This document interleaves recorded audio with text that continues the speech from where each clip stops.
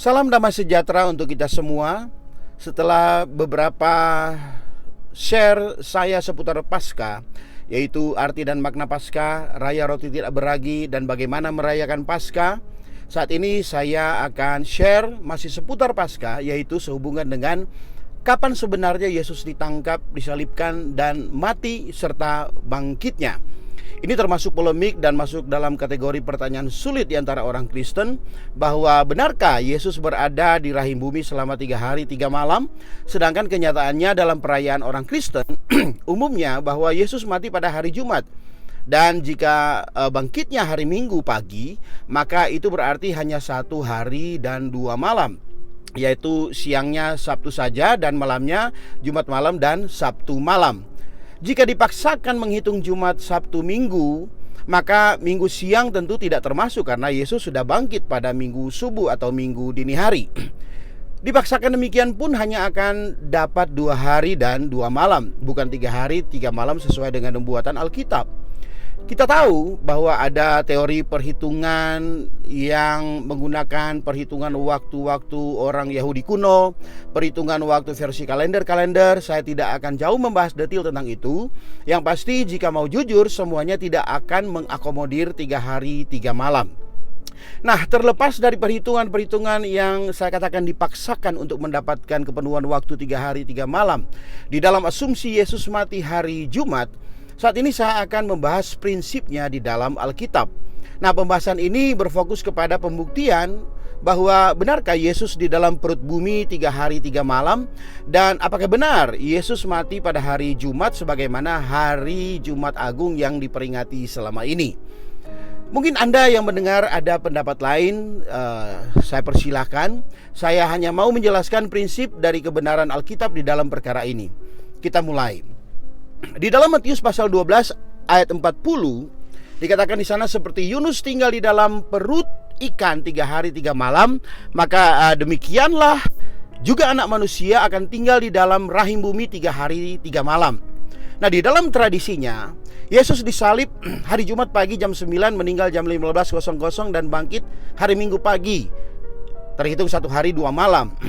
Tadi sudah saya katakan ada anggapan spekulasi bahwa orang Yahudi kuno menghitung sebagian dari 1 hari sebagai 1 hari penuh.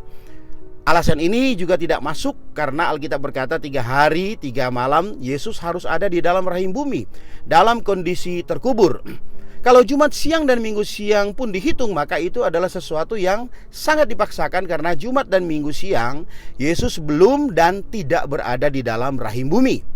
Kita tidak bisa memakai asumsi demikian untuk mengkorting waktu sehingga cocok dengan pendapat Yesus disalib dan mati hari Jumat. Saudara-saudari, ada prinsip yang harus kita perhatikan adalah bahwa Alkitab tidak mengatakan ataupun tidak memberi kesan bahwa Yesus disalibkan dan mati pada hari Jumat. Ini sangat penting, saudara-saudari. Alkitab mengatakan bahwa Yesus disalibkan pada hari menjelang Sabat. Markus 15 ayat 42.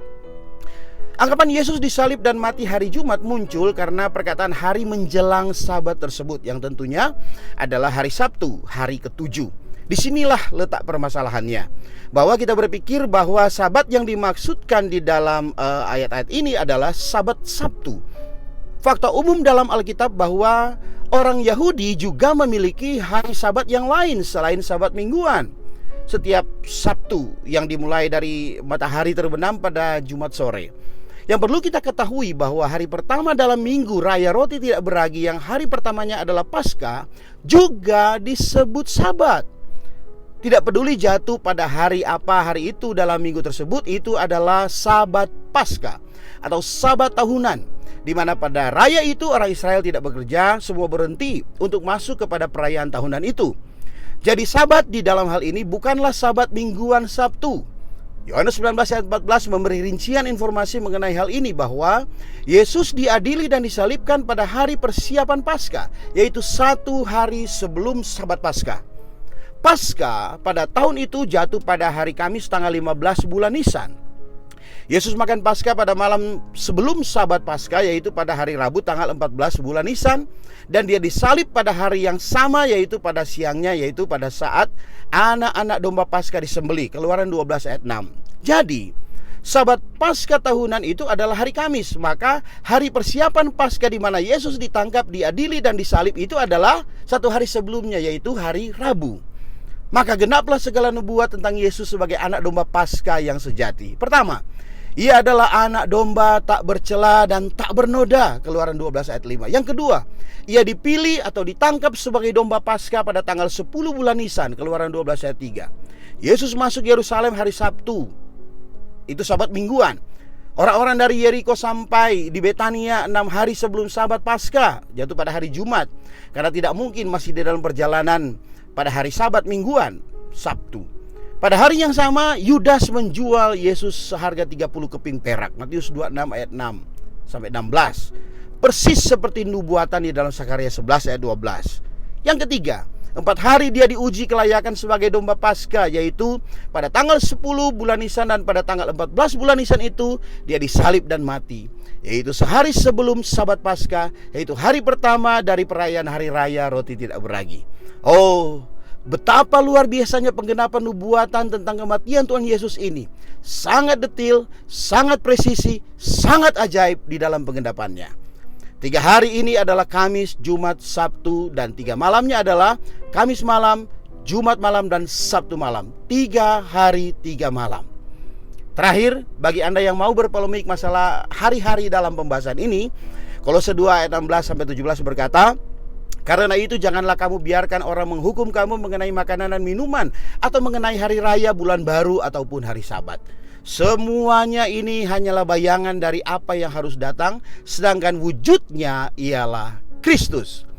Kristus kita luar biasa, Alkitab kita pun luar biasa, and the truth shall set you free. Ini zaman pemulihan Tuhan. Tuhan Yesus memberkati. Amin.